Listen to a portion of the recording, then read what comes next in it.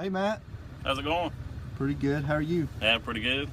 We hauling daily cover? Yep, trying to get a couple loads to cover up the trash so we get out of here at 3:30. Very good. What are you wearing a seatbelt for? I always wear my seatbelt. That's the first thing I do when I get in this machine. Never know if a boulder or the bench we're sitting on give away. I mean, if it rolls over, I don't want to be thrown from my machine and killed. Well, I guess I didn't think of that. I thought this machine just sits in one spot all the time, and well, I guess I was naive in thinking that. Well, you never know. It only takes one slip up for something to go bad and something happen. I'd like to go home and see my kid and wife. Well, and it's the life critical rule #1. Always wear your seatbelt. Well, that's a very valid point. I guess you're right, Matt. Yeah. Hey. How's the trash today? Awesome. Dude, you see all this good stuff coming in? Yeah, what about it? Dude, you ever get any of that? No, sorry buddy, we can't do that. No scavenging. Scavenging? I mean, that's free stuff. Just lay no it and throw it away. Scavenging, period. Yourself or others. Not worth it, buddy. So not even one time? No, never. Well, that beats that all to pieces. I hate to see that good stuff go to waste. Good stuff. Man, that's like $100 at Walmart. What's your life worth? You're exactly right. Hey, Aki. What's going on? Not a whole lot. What are you into? Working on a bulldozer. What all you got to do to it? I have to do for a service. What do you do in order to get ready to do a service on one of these dozers? Well, I just got through. Of course, we sparked the machine on good level service, and released all the stored energy from the controls. How do you do that? After I shut it off, I just wiggle all the controls, make sure everything's released. Okay. No hydraulic pressure, nothing, nowhere. Put my lock on it. Keep it in my pocket so nobody else can get in and move it while I'm up under it working on it. What happens whenever you go home? What if I need to get on this machine whenever you go home? At that point, I can take my lock off, and we have locks in the shop here for shift change. Somebody else working on it, they can put their lock on it. Oh, so it's always locked out depending on who's working on it? Absolutely. Okay. Well, that's pretty interesting. I was unaware of how all that was. Gotta stay safe. That's correct. What are you doing, Travis? Where's the backup alarm on this thing? I'm gonna take a pair of pliers and cut the wires on it. That thing drives me crazy. Absolutely not. Nate, it's a gator. It's not a bulldozer. I'm not up there all the time. It doesn't matter. It's still part of the Waste Management's equipment. Well, I mean, I don't get it. It's a life critical rule. You never modify or disable equipment or safety devices, period. Oh. Even on this? Even on that, Bubba. Oh. How are you? Good, how are you? What's going on? How's the trash this morning? It's pretty busy. How do you keep these trucks in and out of here and spaced?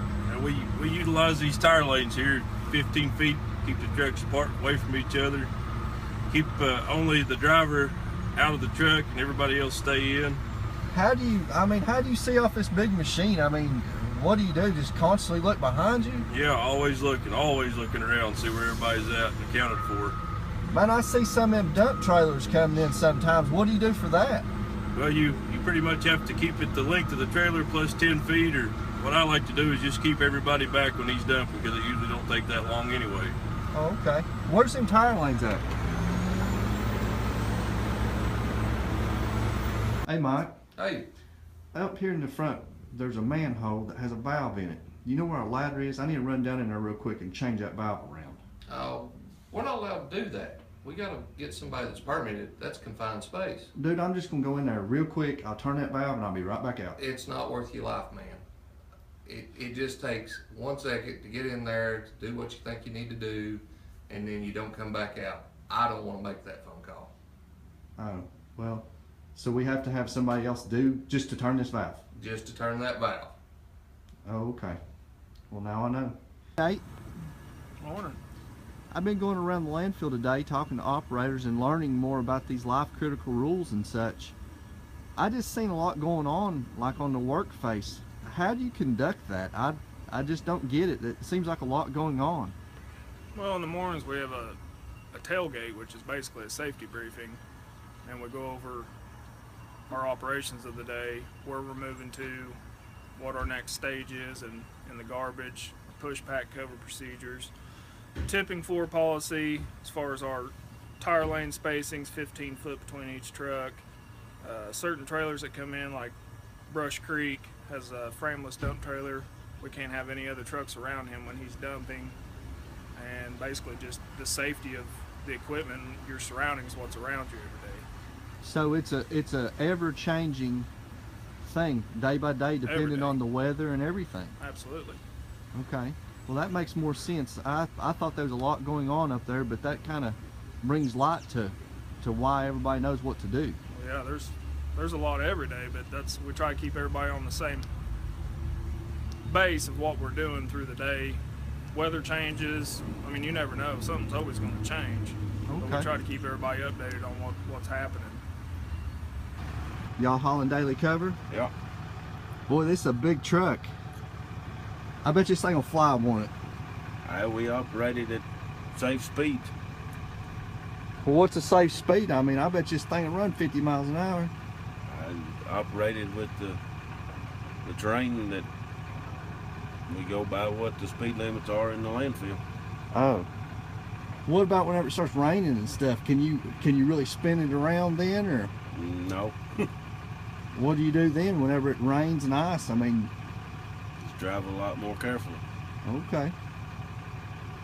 Well, so what could I take from that drive? If I wanted to drive this dump truck, what do I need to take from driving this dump truck? How do I need to drive it?